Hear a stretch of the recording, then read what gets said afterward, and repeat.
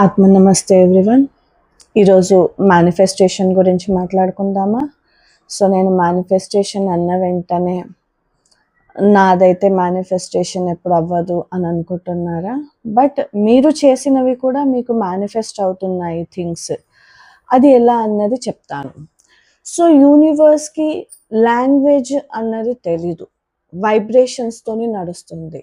So మీరు ఎప్పుడైతే పాజిటివ్గా ఉండి పాజిటివ్ వైబ్రేషన్స్తోని కోరుకుంటారో అప్పుడు మీకు ఆ వైబ్రేషన్స్తోని కోరుకున్నది మీకు దొరుకుతుంది. అదే మీరు నెగటివ్ థాట్స్, నెగటివ్ వైబ్రేషన్స్లో ఉండేసి కోరుకోవాల్సిన అవసరం లేదు. మనం ఏదైతే సెల్ఫ్ టాక్ లేదైతే మనం ఏదైతే మాట్లాడుకుంటూ ఉంటామో, నెగటివ్ స్టేట్లో ఉంటామో, సో అప్పుడు మనం అనుకున్నవి కూడా మనకి జరుగుతుంది. సో ఒకసారి ఫ్లాష్ బ్యాక్ వెళ్ళేసి ఆలోచించండి మీరు, మీ మేనిఫెస్టేషన్స్ ఎన్ని కంప్లీట్ అయ్యాయి అన్నది. ఇంకొక ఎగ్జాంపుల్ ఇస్తాను మీకు నేను ఇక్కడ. మీ దగ్గర ఒక యాపిల్ ఉంది, ఒక బనానా ఉంది. సో మీరేం చేస్తారు?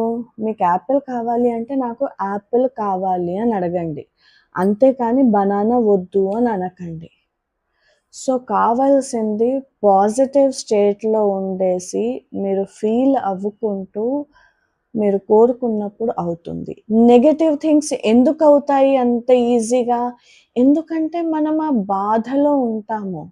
మనం బాధలో ఉన్నప్పుడు మనం ఏదైతే మాటలు అంటామో, ఏదైతే సెల్ఫ్ టాక్ ఉంటుందో, దానివల్ల నెగటివ్ థింగ్స్ ఈజీగా మేనిఫెస్ట్ అవుతాయి.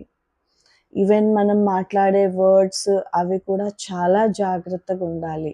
మనం కోపంలో ఎలాగంటే అలా మాట్లాడేస్తాము.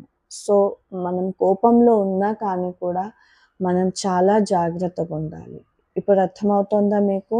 మీవి ఓన్లీ నెగటివ్ థింగ్స్ మాత్రమే ఎందుకు మేనిఫెస్ట్ అవుతున్నాయి అండ్ మీకు మేనిఫెస్టేషన్ చాలాసార్లు జరిగింది అన్న విషయం తెలిసి ఉంటుంది. ఓకే, ఆత్మ నమస్తే.